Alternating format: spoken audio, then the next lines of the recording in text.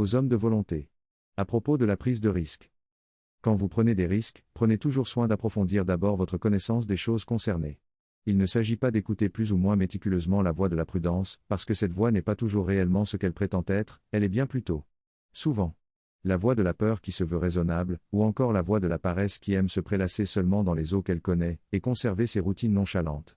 Écoutez plutôt la voix du courage, qui commence toujours ses conseils en vous murmurant « pourquoi pas ?», en vous laissant le soin d'embrasser cette suggestion et de trouver en vous, de l'enthousiasme peut-être, de la curiosité souvent, et l'envie printanière d'essayer de nouvelles choses.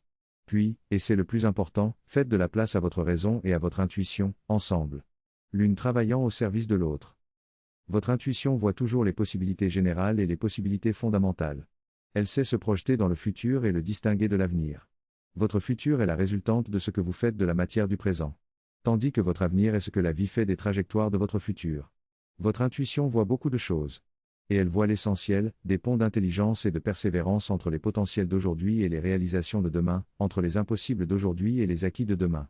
Mais votre intuition ne sait pas tracer des cartes précises et sélectionner les outils précis dont vous aurez besoin.